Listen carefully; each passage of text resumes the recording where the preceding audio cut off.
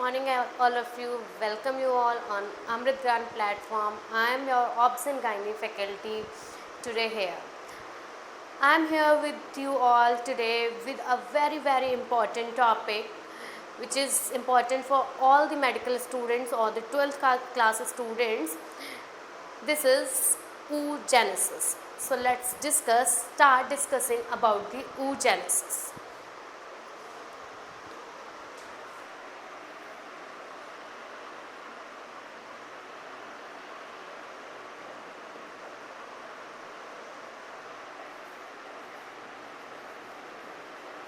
Oogenesis. So what is oogenesis? What do you understand by oogenesis? Genesis means formation होना, oo means oogoनियाज, मतलब जो oogoनियाज हैं females gametes हैं उनका फॉर्मेशन और मैचुरेशन होना. Female gamete is the ova and male gamete is the sex cell is the sperm. Okay, so female के जो सेक्स सेल्स हैं उनका फॉर्मेशन, उनका मैचुरेशन कैसे कैसे होता है, that we will discuss today. Before that I want to show you the oogenesis cycle in a general way. Superficial overview हम ले लेते हैं साइकिल का, उसके बाद हम डिस्कस करेंगे इसको one by one in detail. Okay, so जो हमारे oogoनियाज होते हैं, जो mother cells, ova mother cells हैं, वो डिवाइड करती हैं with the cell division, that is mitosis. ये oogoनियाज माइटोसिस की प्रोसेस करके, सेल डिवीज़न करके प्राइमरी oocyte बनाते हैं और प्राइमरी oocytes फिर मियोसिस की सेल डिवीज़न करके आगे डिवाइड करते हैं, बट ये अरेस्ट हो जाते हैं at the prophase first of meiosis, first के स्टेज पे आकर के.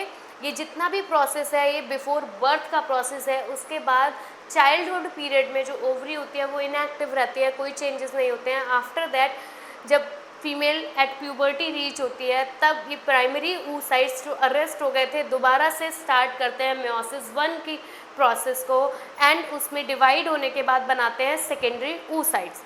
अगर सेकेंडरी oocyte फिर डिवाइड होते हैं, मियोसिस सेकेंड फेज में पहुंच जाते हैं और ये डिवीज़न करते हैं, वहाँ से एक पोलर बॉडी बनता है और एक जाइगोट बनता है. अगर यहाँ पे फर्टिलाइजेशन हो जाता है तो मियोसिस सेकेंड की प्रोसेस कंप्लीट करके आगे डिवीज़न होता है सेल का.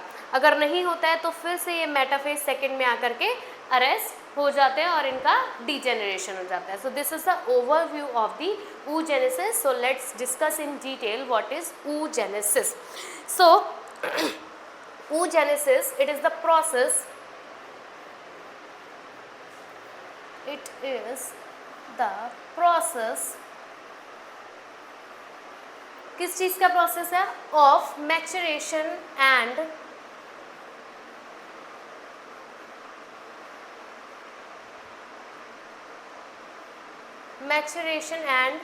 Formation. Maturation and formation of female gametes, और फीमेल गैमेट्स क्या है बच्चों? Female gametes are the ovas. Yes, ठीक है, female gamete is ova, right. और ये ओवाज कैसे बनते हैं, कहाँ से बनते हैं? फ्रॉम दी oogoनियाज. कहाँ से बनते हैं? फ्रॉम oogoनियाज. और ये कहाँ बन रहे हैं? In the ovary. ये सारा प्रोसेस कहाँ हो रहा है? इन ओवरीज में, फीमेल ओवरीज में. बिकॉज ये जो oogenesis है ये हमारी कब स्टार्ट हो जाती है? इन दी फीटल लाइफ ओनली. कब स्टार्ट हो जाती है? फीटल लाइफ में. जबकि स्पर्मेटोजेनेसिस कब स्टार्ट होता है? After the birth of the child. ठीक है, बट oogenesis कब स्टार्ट हो रहा है? In the fetal life, before the birth only it will start. So कहाँ पर हो रहा है? इन फीमेल ओवरीज में oogenesis हो रहा है. So it is the process of maturation and formation of female gametes from the oogoनियाज इन दी ओवरीज, राइट. अब ये प्रोसेस क्या होता है? इट स्टार्ट्स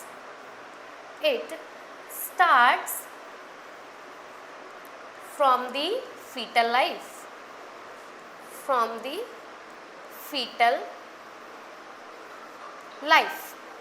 फीटल लाइफ से स्टार्ट हो जाता है.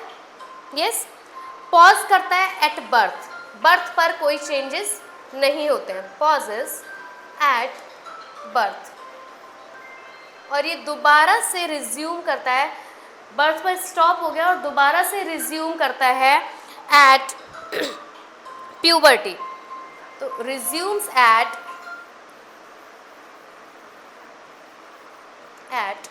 प्यूबर्टी। और कब तक कंटिन्यू करता है ये, कब तक रहता है oogenesis? कंटिन्यू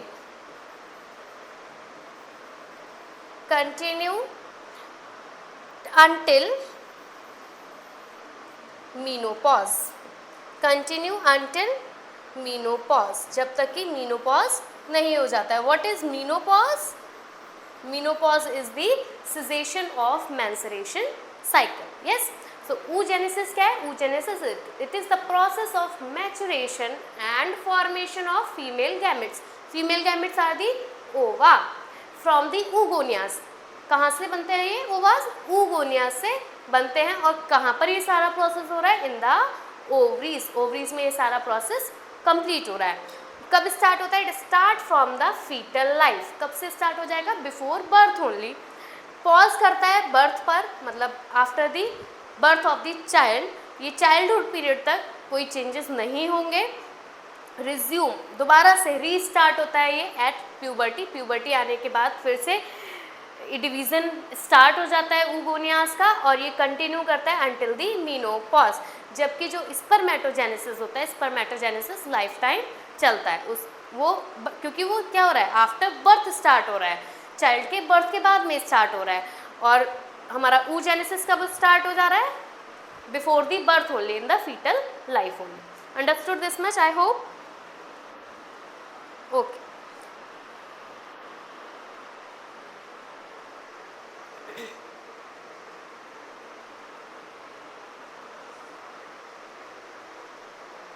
ओके, अभी हम देखते हैं आगे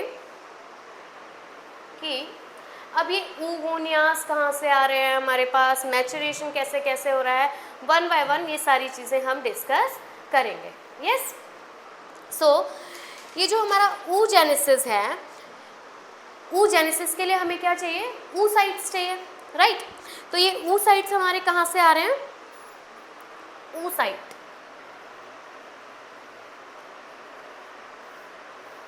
oocyte हमारे ओरिजिनेट होते हैं फ्रॉम दी जर्म सेल्स। कहाँ से ओरिजिनेट हो रहे हैं? फ्रॉम जर्म सेल्स, और germ cells of yolk sac. ठीक है, जब फीटस बनना स्टार्ट होता है, ग्रो करना स्टार्ट होता है, तो उसके यॉक सैक से oocytes बनना शुरू हो रहे हैं। सो हमारे oocytes बनना स्टार्ट हो रहे हैं from the germ cells of the yolk sac. अब बात करते हैं हम फेजेस की, और ये जो इनका यॉक सैक के भी कहाँ से स्टार्ट होते हैं? From the endoderm layers. कहाँ से? एंडोडर्म लेयर से ओरिजिनेट होना स्टार्ट करते हैं ये oocytes। किसी भी हम बोल सकते हैं किसी भी ऑर्गेनिज्म के जो गैमेट्स होते हैं वो कहाँ से बनना स्टार्ट होते हैं? उनकी जर्म सेल से। और ह्यूमन बीइंग में यॉक सैक की एंडोडर्म लेयर से ये oocytes ओरिजिनेट होना स्टार्ट करते हैं। अब हम बात करेंगे इनके मल्टीप्लिकेशन की। ठीक है, ये कैसे कैसे मल्टीप्लाई करते हैं? Multiplication,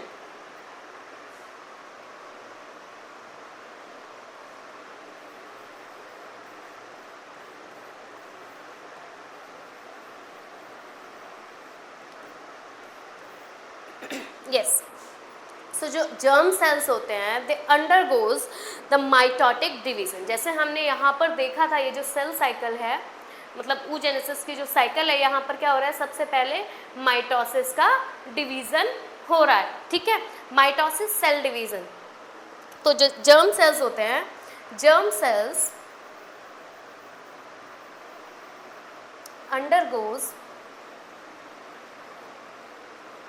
undergoes mitotic cell division, और ये अपनी कॉपीज़ बनाना स्टार्ट करते हैं, और कॉपीज़ बनाते बनाते ये they reach to the number of 7 million, reach to number of, कितने नंबर्स बन जाते हैं, अबाउट 7 मिलियन। ठीक है, तो जो फर्स्ट सेल डिवीज़न है हो रहा है हमारा, माइटोसिस का सेल डिवीज़न हो रहा है, सेल डिवीज़न होते होते कितना बन जाता है, ये 7 मिलियन नंबर तक पहुंच जाते हैं। इसके साथ साथ इनमें कंटिन्यूअसली डिवीज़न होता रहता है till the 7 month of the gestation. कब तक होता रहता है, टिल 7 मंथ ऑफ जेस्टेशन।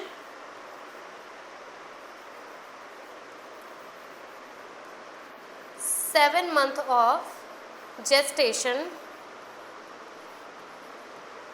और उसके बाद they enter into the prophase first of meiosis first. इसके बाद ये मियोसिस की प्रोफेज फर्स्ट स्टेज में एंटर कर जाते हैं।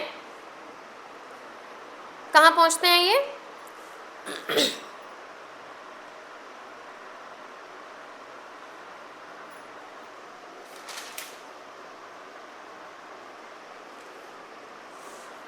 prophase enter into, they enter into prophase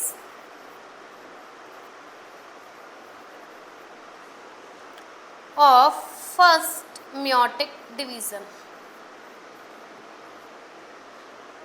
first meiotic division। अब जब ये फर्स्ट मेयोटिक डिवीज़न में एंटर कर गए तब ये क्या कहलाते हैं, दे आर कॉल्ड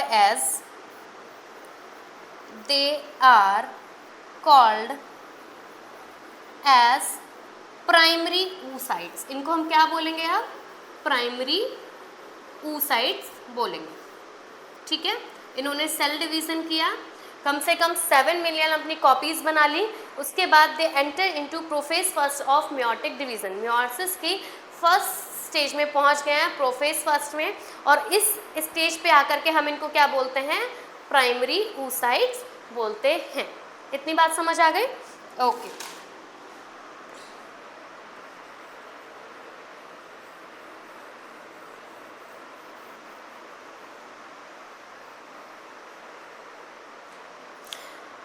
ठीक है, आपने देखा यहाँ पे प्राइमरी oocytes यहाँ पर प्रोफेज फर्स्ट मियोसिस में पहुँच गए हैं। इनको हमने क्या बोला है अब, इनको हमने क्या बोला है अब, प्राइमरी oocytes बोला। ठीक है, अब ये जो प्राइमरी oocytes होते हैं ये कंटिन्यू ग्रो करते हैं प्रोफेज फर्स्ट में। ठीक है, they continue grow through the various stages of the prophase की वेरियस स्टेजेस के थ्रू ये ग्रो करते रहते हैं। जैसे कि कौन कौन से स्टेजेस हैं, लैप्टोटीन स्टेज है, जाइगोटीन स्टेज है, पैकिटीन है एंड डिप्लोटीन है, और अल्टीमेटली ये डिप्लोटीन स्टेज पे आकर के अरेस्ट हो जाते हैं। मीन्स इससे आगे ये डिवीज़न नहीं कर पाते हैं। ये प्रोफेज फर्स्ट में पहुँचे, प्राइमरी oocytes हमारे प्रोफेज फर्स्ट में पहुँचे, वहाँ पे इन्होंने अपनी ग्रोथ स्टार्ट की। ग्रोथ में मतलब ये सेल डिवीज़न के आगे स्टेजेस में जाकर के ग्रो करेंगे, बट दे विल अरेस्ट। अब यहाँ पे क्या हो जाता है, अरेस्ट मतलब कि स्टॉप हो जाता है cell division at diplotene stage. Diplotene stage पे आकर के ये अरेस्ट हो जाते हैं, यहाँ पे ये अरेस्ट हो गए। इसके आगे इनकी सेल साइकिल नहीं हो रही है, they are not dividing, they are not growing आगे। ठीक है, अब क्या होता है, इसके बाद हो जाएगा बेबी का बर्थ। ये जो पूरा प्रोसेस था ये कब तक का था हमारा, यहाँ पे अभी तक ये जितना भी प्रोसेस हुआ, माइटोसिस हुआ, उसके बाद प्राइमरी oocytes बने, ये प्रोफेज फर्स्ट में पहुँचे, मियोसिस की प्रोफेज फर्स्ट स्टेज में पहुँच गए। अब यहाँ आकर के डिप्लोटीन स्टेज पे आकर के ये अरेस्ट हो गए। तो इतना जो ये सब था ये था हमारा बिफोर बर्थ का प्रोसेस। अब जब बेबी चाइल्ड बर्थ हुआ, ये बर्थ हो गया, बर्थ के बाद चाइल्ड बर्थ हुआ, चाइल्ड बर्थ पे चाइल्डहुड पीरियड तक जो भी चीज़ें थी वो सारी स्टॉप हो जाएंगी, डिवीज़न होगा, उनका डीजनरेशन, और कंटिन्यूसली जो oocytes होते हैं इनका साथ साथ में डीजनरेशन भी होता रहता है, ठीक है। तो अब जो हमारी ओवरी है, ओवरी में कोई भी न्यू oocytes जनरेट नहीं हो रहे हैं, लेकिन उनका डीजनरेशन कंटिन्यू होता रहता है, ठीक है। तो जब डीजनरेशन हो रहा है तो एट बर्थ ये कितने रह जाएंगे? At birth total number of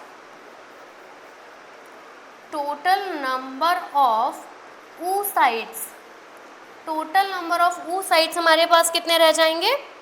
only is about 2 million. कितने रह जाएंगे हमारे पास? 2 मिलियन रह जाएंगे, ठीक है, क्योंकि कंटिन्यूसली क्या चल रहा है? डीजनरेशन भी चल रहा है, वो अट्रेजिया में भी जा रहे हैं oocytes, ठीक है। अब यहाँ तक इन्होंने यहाँ तक प्राइमरी oocytes ने अपना फर्स्ट मेयोटिक डिवीजन कंप्लीट नहीं किया है, ठीक। अब बात आती है हमारी प्यूबर्टी की। अब हमारी फीमेल कहाँ पहुँच गई है? प्यूबर्टी पर पहुँच गई है, ठीक है, प्यूबर्टी पे पहुँची। अब ये जितना भी प्रोसेस है ये सारा प्रोसेस हमारा प्यूबर्टी के बाद का है। प्यूबर्टी पे पहुँची, इससे पहले हमारे 2 मिलियन तक oocytes रह गए थे और कंटिन्यूसली डीजनरेशन हो रहा है। तो प्यूबर्टी पे कम से कम एट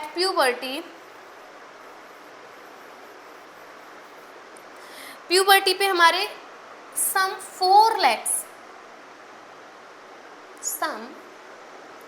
कितने रह जाएंगे हमारे oocytes? 4 lakhs only. कितने रह जाएंगे? 4 lakhs oocytes हमारे रह जाते हैं, आर लेफ्ट बिहाइंड, ठीक है,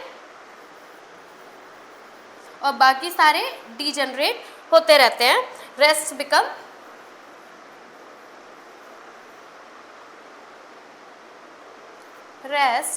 become attract. Okay, this much understood. और अब हम बात करें अगर रिप्रोडक्टिव पीरियड की, तो ड्यूरिंग रिप्रोडक्टिव पीरियड, पूरा रिप्रोडक्टिव पीरियड जो होता है एक फीमेल का, during reproductive period only 400 are likely to ovulate. 400 oocytes are likely to ovulate, ठीक है। सिर्फ ओव्यूलेट होने के लिए कितने रह जाते हैं? सिर्फ 400 रह जाते हैं। And what is ovulation? Ovulation क्या होता है बच्चों? Ovulation is the process of release of ओवा from the mature Graafian follicle, ठीक है। ओव्यूलेशन क्या होता है? रिलीज ऑफ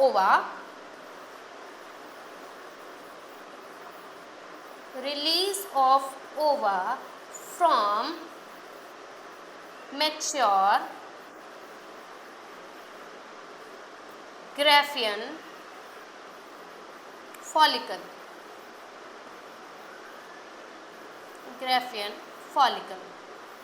अब ग्राफियन फॉलिकल क्या होता है? सो इसको अभी हम आगे पढ़ेंगे। ग्राफियन फॉलिकल भी डिफरेंट, जैसे हमारा पहले क्या थे? oocyte से oogonia से oocyte बने, oocyte से प्राइमरी oocytes बने, तो इनमें मैचुरेशन होते होते इनकी स्टेजेस चेंजेस हो रही हैं। ऐसे ही हमारा ग्राफियन फॉलिकल होता है। ग्राफियन फॉलिकल हमारा पहले प्रीमोर्डियल फॉलिकल होता है, फिर प्राइमरी फॉलिकल होता है, फिर सेकेंडरी फॉलिकल बनता है, देन लास्ट में ग्राफियन फॉलिकल बनता है। इसको हम मैच्योर ग्राफियन फॉलिकल भी बोलते हैं। तो इनकी स्टेजेस भी हम लास्ट में अभी डिस्कस करेंगे, ओके। इतनी बात समझ में आ गई। जो हमारे oocytes हैं प्रोफेज पल्स में जा करके डिप्लोटीन स्टेज पे अरेस्ट हो जा रहे हैं, वहाँ पर आगे का प्रोसेस नहीं हो रहा है। बिफोर बर्थ तक बस इतना ही प्रोसेस कंप्लीट हुआ। आफ्टर बर्थ चाइल्डहुड पीरियड में कोई ग्रोथ नहीं हो रही है, कोई डिवीजन नहीं हो रहा है, बट डीजनरेशन कंटिन्यूसली चल रहा है। उस डीजनरेशन की वजह से एट बर्थ हमारे पास कितने oocytes बच रहे हैं? सिर्फ 2 मिलियन oocytes बच रहे हैं।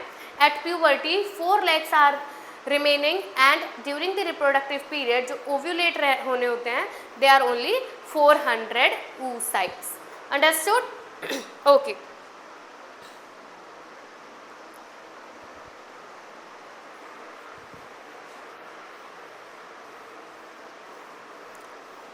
उसके बाद हम देखेंगे मैच्योरेशन फेज, ठीक है, कि इनमें मैच्योरेशन कैसे हो रहा है। अब जब मैच्योरेशन होता है तो जो नंबर ऑफ क्रोमोसोम्स हैं, आप यहाँ पे देख रहे होंगे कहीं पे 2n लिखा है और कहीं पर n लिखा है, ऐसा क्यों है? 2n का मतलब है नंबर ऑफ क्रोमोसोम्स आर 46, यहाँ पर 46 हैं, यहाँ पर 46 हैं और यहाँ पर आकर के हमारे 23 और 23 में डिवाइड हो गए। तो जो 46 वाली सेल्स हैं they are diploid cells, they are diploid cells, और जो हमारी 23 नंबर ऑफ क्रोमोसोम्स की सेल्स हैं they are the haploid cells, means जो नंबर ऑफ क्रोमोसोम्स हैं वो डिवाइड हो गए हैं। अब आगे जब हमारा oocyte सेकेंडरी oocyte बनेगा उसके बाद इसमें क्रोमोसोम नंबर का भी डिवीज़न होगा, ठीक है। तो अब देखते हैं हम मैच्योरेशन फेज को। मैच्योरेशन,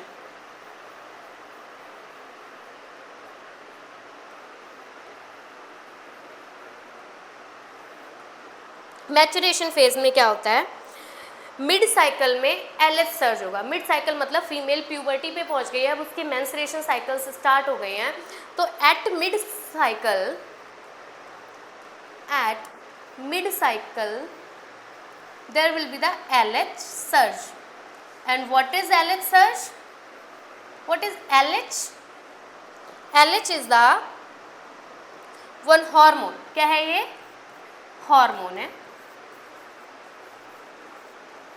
हार्मोन है जो कि हमारे एंटीरियर पिट्यूटरी से रिलीज होता है। एलएच की फुल फॉर्म क्या है बच्चों? ल्यूटेनाइजिंग हार्मोन, ल्यूटेनाइजिंग हार्मोन, ठीक है, इतनी बात समझ आ गई? ओके, सो ये जो ल्यूटेनाइजिंग हार्मोन होता है, अब यहाँ पर अरेस्ट हो गया था, जो प्रोसेस थी डिवीजन की वो स्टॉप हो गई थी, तो अब एलएच सर्ज की वजह से ये दोबारा से प्रोसेस रिज्यूम होती है। तो एलएच सर्ज जब मिड साइकिल में होता है तो it resumes the process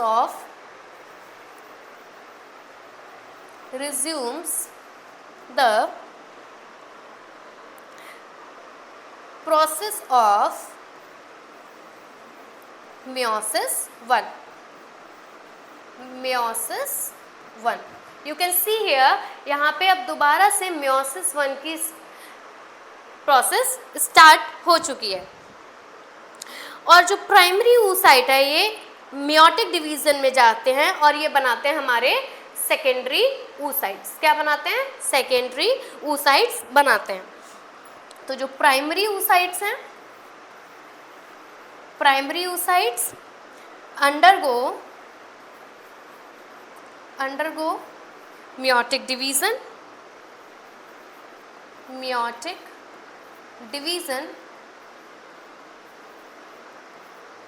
undergo meiotic division and give rise to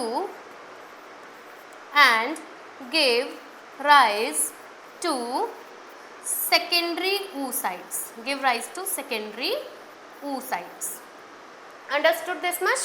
yes। और सेकेंडरी oocytes के साथ साथ में क्या बनती है? विद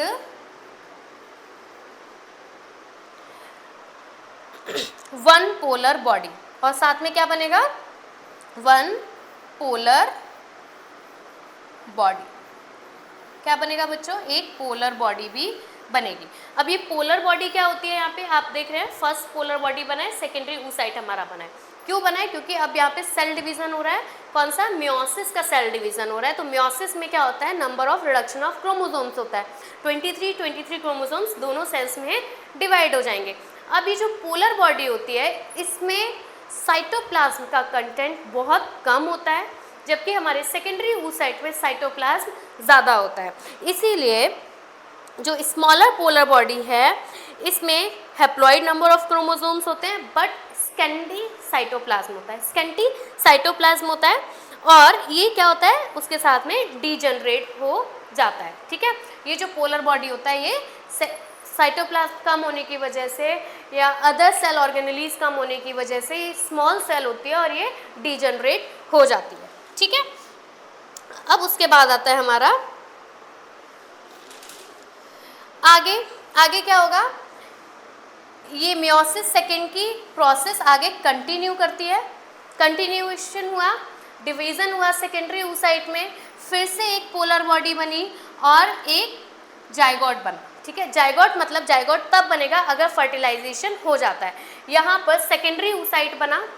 ठीक है, फर्स्ट पोलर बॉडी बनी, सेकेंडरी oocyte बना, दोनों नंबर ऑफ क्रोमोसोम्स डिवाइड हुए। सेकेंड मियोसिस की सेकेंड स्टेज को कंप्लीट करने के लिए फिर से डिवीज़न हुआ, नंबर ऑफ क्रोमोसोम्स डिवाइड हुए, सेकेंड पोलर बॉडी बना और एक oocyte बना। अब ये oocyte ओव्यूलेशन हुआ, ओव्यूलेशन मतलब कि ग्रेफियन फॉलिकल मैच्योर होने के बाद बर्स्ट हुआ, उसमें से ओव्यूलेट हुआ। अगर यहाँ पर स्पर्म मिल जाता है इस सेकेंडरी oocyte को, तब तो वो क्या बन जाएगा, जाइगोट बन जाएगा। अदरवाइज ये प्रोसेस फिर से यहाँ पर अरेस्ट हो जाएगी एट दी मेटाफेज पर। ठीक है, कहाँ पर, मेटाफेज पर ये स्टॉप हो जाएगी। तो ये तो बात हुई हमारे पूरे oogenesis की, मीन्स हमारे जो oocyte से, oogonia से उन्होंने डिवीज़न किया, माइटोसिस डिवीज़न किया। नंबर ऑफ क्रोमोसोम्स यहाँ पर कितने थे, 46 नंबर ऑफ क्रोमोसोम्स थे। और उसके बाद इन्होंने बनाए primary oocytes। Primary oocytes enter किए प्रोफेज फर्स्ट की, मियोसिस फर्स्ट की प्रोफेज फर्स्ट स्टेज पर, और इन्होंने कंटिन्यू ग्रो करना स्टार्ट किया। उसके बाद कंटिन्यू ग्रो करते करते ये प्रोफेज फर्स्ट की सारी स्टेजेस कंप्लीट करते हैं और डिप्लोटीन स्टेज पे आकर के ये अरेस्ट हो जाते हैं। तो यहाँ से एक क्वेश्चन अराइज होता है कि किस स्टेज पे आकर के ये अरेस्ट हो रहा है, प्रोफेज की किस स्टेज पर आकर अरेस्ट हो रहा है, डिप्लोटीन स्टेज पे आकर के अरेस्ट हो रहा है। ठीक है, तो इतना प्रोसेस था हमारा before birth. At birth childhood period में there is no division of the cells, but continuously degeneration चलता रहता है। उसकी वजह से क्या होता है, जो हमारे नंबर ऑफ oocytes हैं एट बर्थ कितने बचते हैं, 2 मिलियन बचते हैं, और प्यूबर्टी तक पहुंचते पहुंचते ये 4 लाख बचते हैं, और रिप्रोडक्टिव पीरियड तक पहुंचते पहुंचते ये हमारे पास सिर्फ 400 रह जाते हैं टू ओव्यूलेट। ठीक है, उसके बाद में दोबारा से एलएच सर्ज होता है। एलएच सर्ज का मतलब है कि जो ल्यूटिनाइजिंग हार्मोन है उसका लेवल इंक्रीज होता है, और एलएच कहाँ से रिलीज हो रहा है, from the anterior pituitary, means gonadotropin releasing hormone release होता है फ्रॉम द हाइपोथैलेमस। हाइपोथैलेमस से from the hypothalamus GnRH hormone will release, yes, GnRH is gonadotropin releasing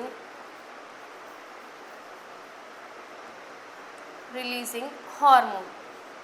gonadotropin releasing hormone hypothalamus से, कहाँ से, from the hypothalamus.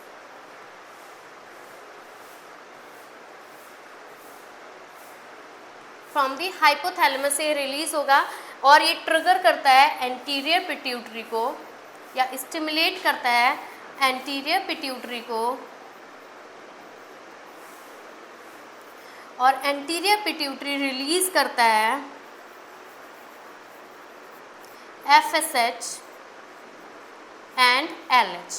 What is FSH? FSH is the follicular stimulating hormone। FSH is follicular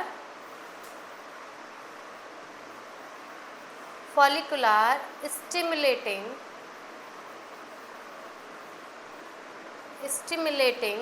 hormone, and LH is luteinizing hormone।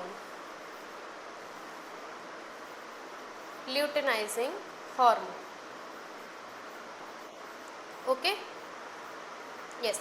सो जब GnRH release होता है वो LH surge करवाता है, और LH सर्ज से दोबारा से मियोसिस बनकर रिज्यूम होता है, मीन्स दोबारा से मियोसिस बन स्टार्ट होती है।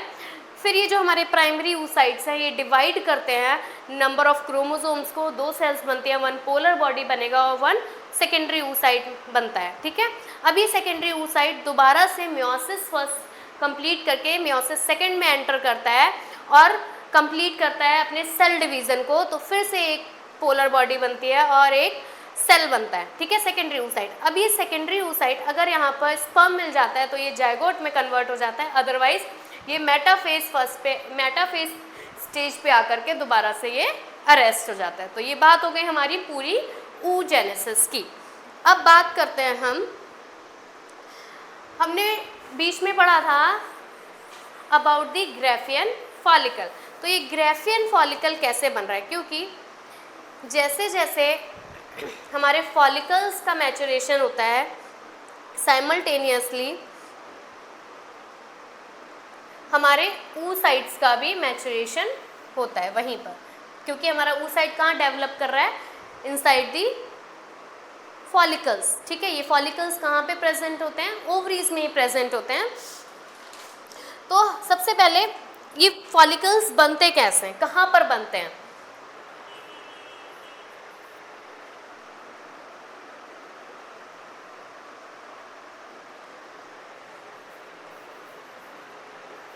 ये जो फॉलिकल्स हैं ये कहाँ बनते हैं बच्चों? ये बनते हैं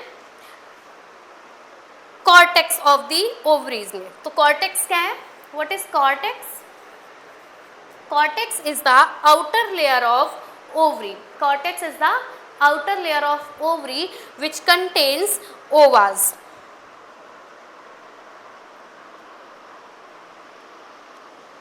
Cortex is the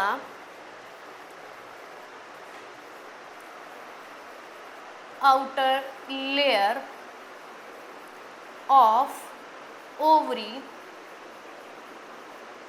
which contains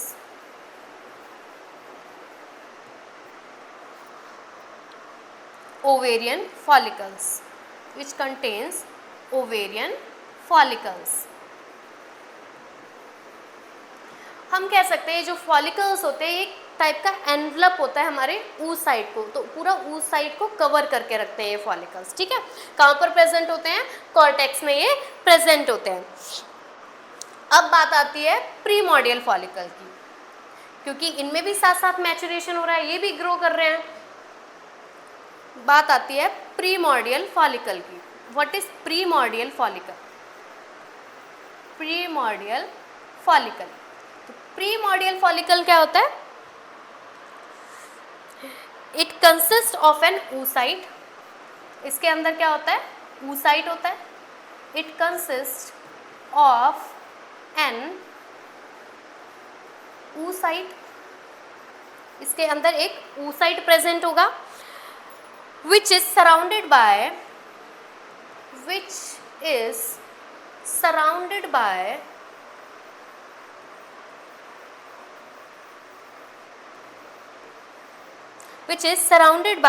a single layer, which is surrounded by a single layer of flattened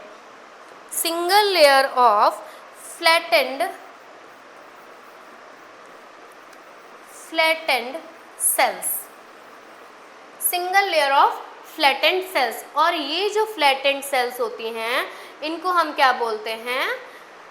pre granulosa cells. क्या बोलेंगे? Pre granulosa cells. ये जो फ्लैटेंड सेल्स हैं मीन्स जो हमारा प्राइमरी फॉलिकल है, primary follicle it consist of an oocyte which surrounded by a single layer of flattened cell. हमारा oocyte क्या है? एक सिंगल लेयर, मतलब फ्लैटेंड सेल्स के एक सिंगल लेयर से कवर है। और ये जो सेल्स हैं इनको हम क्या बोलते हैं? प्री ग्रैनुलोसा सेल्स बोलते हैं। क्या बोलते हैं? Pre granulosa sales. यस, अब ये ग्रैनुलोसा सेल्स कहाँ से आती हैं? ये बात भी है।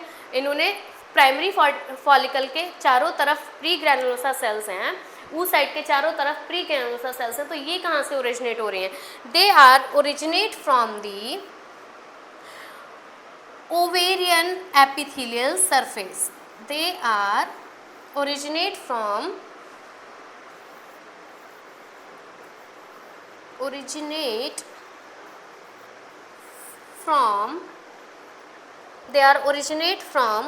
ovarian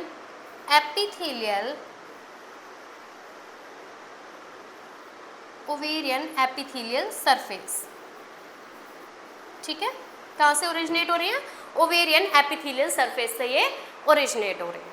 understood this much? Okay, so इसको हम क्या बोलते हैं? प्रीमॉर्डियल फॉलिकल बोलते हैं। Okay, I want to show you कि ये हमारा ऊ साइट है। क्या ये हमारा ऊ साइट है? इसके चारों तरफ ये कुछ सेल्स हैं,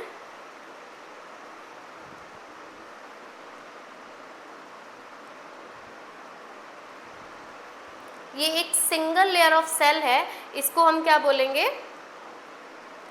फ्लैटन सेल्स। इनको हम क्या बोलेंगे? Pre granulosa cells. क्या बोलेंगे? Pre granulosa cells. और ये जब ये सारी चीज़ें जहाँ पर प्रेजेंट होती हैं, एक ऊ साइट है, एक single layer of flat sales, pre granulosa sales है, तब ये क्या कहलाता है? हमारा प्रीमॉर्डियल फॉलिकल कहलाता है। Yes, understood? ओके, अब ये जैसे जैसे प्रीमॉर्डियल फॉलिकल हमारा ग्रो करता है, वैसे वैसे हमारा ऊ साइट भी साथ में अंदर अंदर ग्रो करता है इसके, क्योंकि ऊ साइट कहाँ है? इसके अंदर ही प्रेजेंट है। ठीक, अब इसका मैचुरेशन कैसे होता है वो हम देखते हैं। ग्रैनुलोसा सेल्स जब इसके चारों तरफ प्रेजेंट होती हैं, चलिए इसको हम एक पिक्चर के थ्रू देखते हैं यहाँ पर।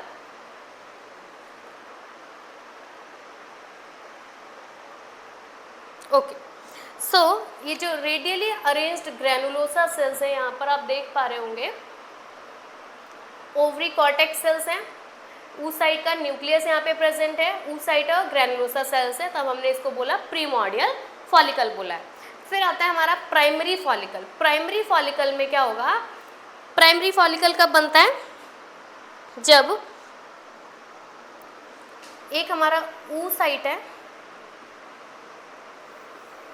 ये हमारा ऊ साइट हो गया, और ऊ साइट के चारों तरफ ग्रैनुलोसा सेल्स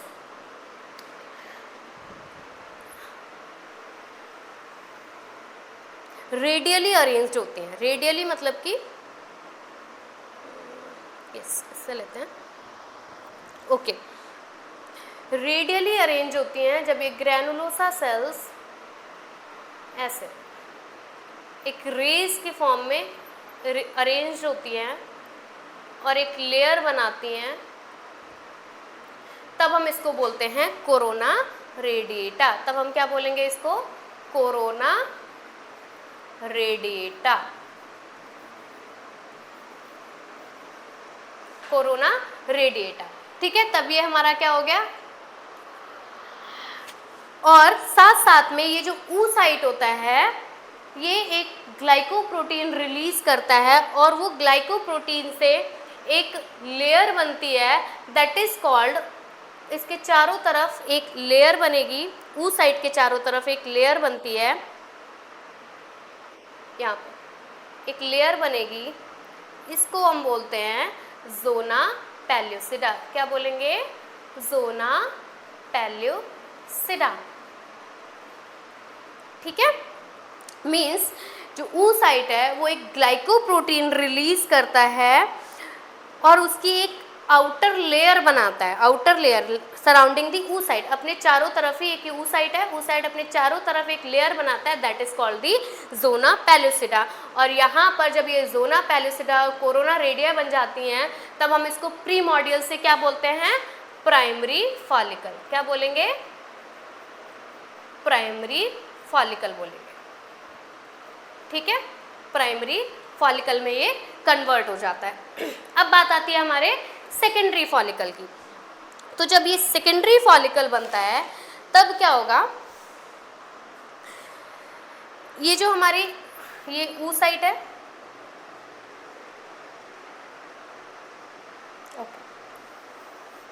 ये हमारा ऊ साइट हो गया। ऊ साइट के अंदर हमारी जोना पेल्यूसिडा हो गई। जोना पेल्यूसिडा के बाद हमारा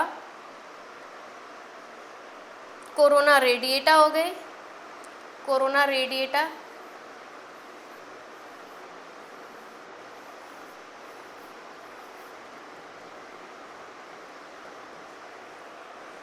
कोरोना रेडिएटा हो गई। फ्लैट सेल्स इसके चारों तरफ प्रेजेंट हैं। अब जब ये single layer of pre granulosa cells क्या हो जाती हैं, क्यूबॉइडल हो जाती हैं और मल्टी लेयर हो जाती हैं। जब ये सिंगल लेयर क्या हो जाएगी, मल्टी लेयर में कन्वर्ट हो जाएगी, मतलब कि बहुत सारी सेल्स यहाँ पे अपनी बहुत सारी लेयर्स बना लेंगी, ठीक है। मल्टी लेयर में ये कन्वर्ट हो जाती है, इस तरीके से बहुत सारी सेल्स की एक लेयर ऊपर बन गई, cuboidal and multi layer of cells, ठीक है। और तब हम इन प्री ग्रैनुलोसा सेल्स को बोलते हैं ग्रैनुलोसा सेल्स। क्या बोलेंगे, ग्रैनुलोसा सेल्स। जब ये सिंगल लेयर में होती हैं तब हम इनको प्री ग्रैनुलोसा सेल्स बोलते हैं, और जब ये मल्टी लेयर में हो गई तब हम इनको क्या बोलते हैं, ग्रैनुलोसा सेल्स बोलते हैं।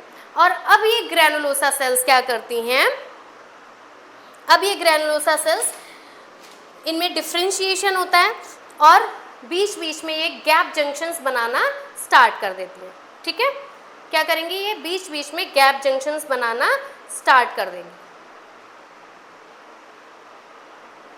ये यहाँ पे इन्होंने गैप जंक्शंस बनाना स्टार्ट किए। क्या हो गए, ये गैप जंक्शंस। अब इन्होंने ये अपने गैप जंक्शंस बनाए, और ये गैप जंक्शंस किस लिए बनते हैं, to provide the nutrition to the oocyte। ये गैप जंक्शन से oocyte को क्या मिलता है, न्यूट्रिशन मिलता है, ठीक है। इन्होंने गैप जंक्शंस बनाए to provide the nutrition to the oocyte। And उसके बाद में ये जो ग्रैनुलोसा सेल्स होती हैं ये कंटिन्यू फर्दर डिवाइड करती हैं और इनमें डिफ्रेंशिएशन स्टार्ट होता है। डिफ्रेंशिएशन स्टार्ट होता है तब ये क्या बनाते हैं, थीका इंटरना लेयर को बनाती हैं, ठीक है। क्या बनाएंगी, ये थीका इंटरना लेयर। मतलब कि ये जो ग्रैनुलोसा सेल्स हैं ये डिवाइड हो जाती हैं, डिफ्रेंशिएट करती हैं आगे जा कर के, और ये कन्वर्ट हो जाती हैं, मतलब आगे अपनी एक और लेयर बनाती हैं, that is called the theca interna और थीका एक्सटर्ना। थीका इंटरना और एक लेयर और बनाएंगी, outer layer, that is theca externa. क्या बनेगी, ये थीका एक्सटर्ना की एक और लेयर बन जाएगी, ठीक है।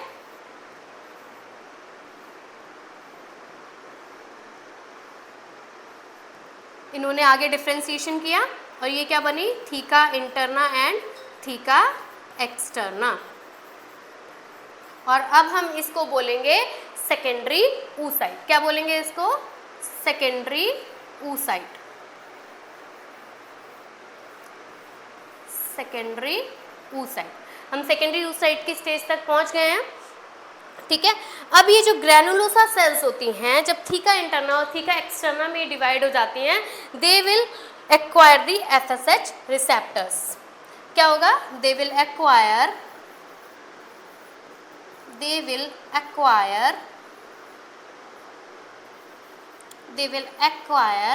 FSH receptors। They will acquire FSH receptors, ठीक। अब हम बात करते हैं कि हमारा डोमिनेंट फॉलिकल, कैसे ओवरीज को पता चलता है कि, क्योंकि हर साइकिल में एक ही ओवर रिलीज होता है, यस, एक ही ओवर रिलीज होता है ना, तो उसको किसी एक को कैसे चूज करना है, तो हम आगे बात करेंगे। चलिए आगे चलते हैं। अब हम आगे बात करेंगे डोमिनेंट फॉलिकल की, कि डोमिनेंट फॉलिकल कैसे बनता है। डोमिनेंट फॉलिकल, हमने अभी क्या देखा था कि जो हमारी ग्रैनुलोसा सेल्स थी उन्होंने अपने आप को डिफ्रेंशिएट किया और कन्वर्ट किया, अपनी आगे की सेल्स को डिफ्रेंशिएट किया और दो लेयर और बनाई, theca interna and theca externa. जो थीका इंटरना सेल्स होती हैं, थीका इंटरना जो सेल्स होती हैं वो कैसी सेल्स हैं, वेस्कुलर सेल्स हैं। कैसी सेल्स हैं वो, vascular. Vascular means there is rich supply of the blood, ठीक है। तो ब्लड की जब रिच सप्लाई होती है, थीका इंटरना क्या करती हैं, एक फ्लूइड सिक्रीट करती हैं, एक फ्लूइड को सिक्रीट करती है। और ये फ्लूइड क्या होता है, जो ब्लड सप्लाई हो रही है थीका इंटरना सेल्स के पास, उस ब्लड का अल्ट्रा फिल्ट्रेट होता है। क्या होता है? Ultra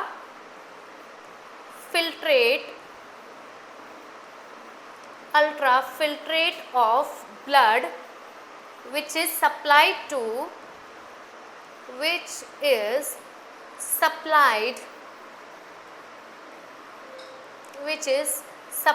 to theca interna cells। yes, और ये जो फ्लूइड प्रेजेंट होता है फिर वहाँ पर ये एक स्पेस बनाता है। जैसे ये हमारा ऊ साइड था, ऊ साइड के चारों तरफ हमारी ग्रैनुलोसा और प्री ग्रैनुलोसा सेल्स की लेयर थी। देन उनमें गैप जंक्शन था बीच बीच में गैप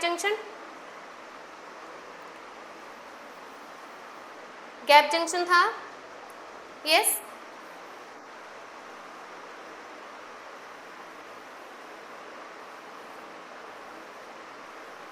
मान लीजिए ये हमारे गैप जंक्शंस हैं, ये हमारे गैप जंक्शंस हैं।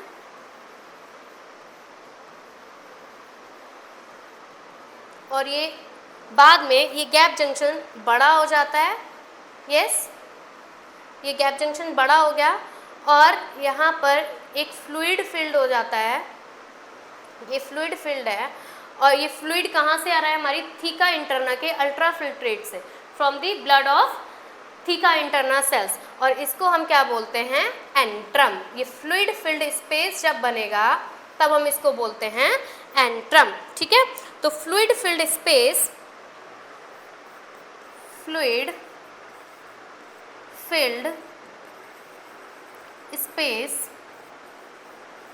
formed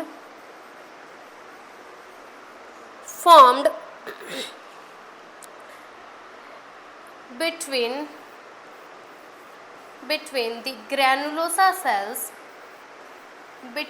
the granulosa cells is called antrum। और ये क्या हो गया? अब हमारा सेकेंडरी फॉलिकल से क्या बन गया? Enteral follicle. क्या बन गया हमारा? Enteral follicle. क्या बन गया है? Enteral follicle. Okay, let's see here. Primordial follicle बना, देन प्राइमरी फॉलिकल बना, देन सेकेंडरी फॉलिकल बना, उसके बाद ये हमारा एंट्रल फॉलिकल बन जाता है। यहाँ पे एंट्रम बन रहा है। यस, जोना पैलिसिडा थीका सेल्स बनी, उसके बाद में ये हमारा बन गया टर्जरी फॉलिकल और इसको हम टर्जरी फॉलिकल को हम एंट्रल फॉलिकल भी बोलते हैं। ठीक है, इतना समझ आ गया? अब क्या होता है?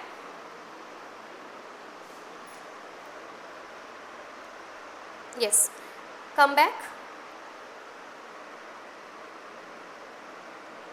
यस, यहाँ पे हमारा एंट्रल फॉलिकल बन चुका है। अब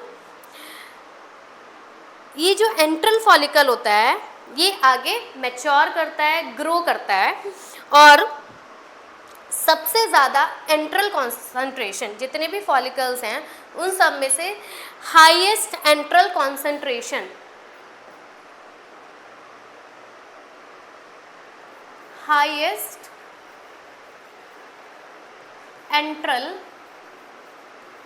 कॉन्सेंट्रेशन के साथ में जो फॉलिकल है हमारा,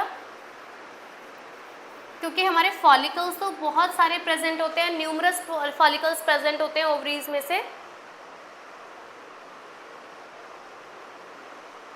न्यूमरस फॉलिकल्स हमारी ओवरी में प्रेजेंट होते हैं, उनमें से कोई एक ही आगे मैच्योर होता है।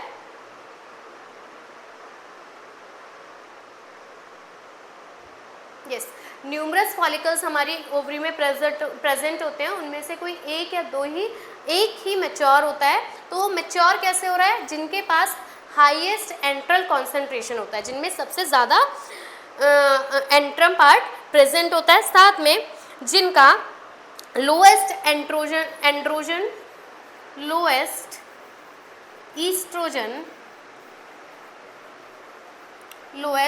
ईस्ट्रोजन एंड एंड्रोजन रेशियो होगा।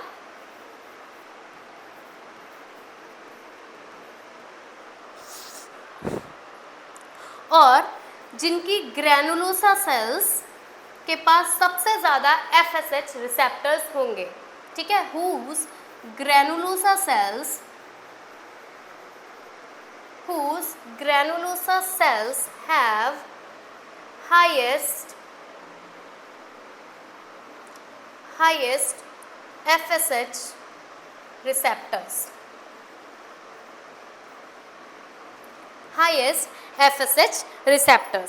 वही क्या करता है, डोमिनेंट स्टेज पे जाकर के पहुंचता है, ठीक है, उसी को हम क्या बोलते हैं, या वही फॉलिकल क्या बनता है, डोमिनेंट फॉलिकल बनता है। क्या बनता है, डोमिनेंट फॉलिकल बनता है, ठीक। जिस फॉलिकल के पास हाईएस्ट एंट्रल कॉन्सेंट्रेशन होगा, lowest oestrogen and androgen ratio होगा, और जिसकी ग्रैनुलोसा सेल्स पे सबसे ज़्यादा हाईएस्ट क्या होंगे, FSH रिसेप्टर्स होंगे, that will become the dominant follicle, yes, okay. अब ये जो ग्रैनुलोसा सेल्स होती हैं, हमने यहाँ पर देखा था, ये जो ग्रैनुलोसा सेल्स होती हैं, ये धीरे धीरे क्या बनाती हैं, यहाँ पे इकट्ठी होनी, कलेक्ट होनी स्टार्ट हो जाती हैं, ठीक है, और ये जो ग्रुप ऑफ सेल्स होता है, ये कहलाता है हमारा क्यूमुलस ऊफरस। क्या कहलाता है, क्यूमुलस ऊफरस। और ये क्या करता है, ओवम को फॉलिकल के किनारे पर लेकर के आता है, ओवम को फॉलिकल के वॉल पर अटैच करता है। So it anchors the ovum to the wall of the follicle,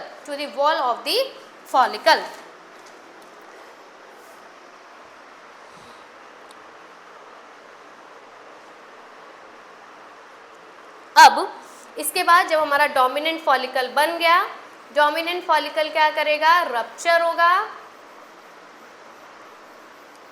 mature हो चुका है ये कंप्लीटली, ये रप्चर होगा और क्या करेगा, रिलीज ऑफ ओवा, और कहाँ पर रिलीज करेगा, इन द ओवरी। आगे क्या होगा, जब स्पर्म एंटर करेगा और ओवा से मीट करेगा, फर्टिलाइजेशन होगा और आगे का प्रोसेस स्टार्ट होगा। सो this is completely about the oogenesis and follicular maturation. I hope you understood very well. Thank you everyone.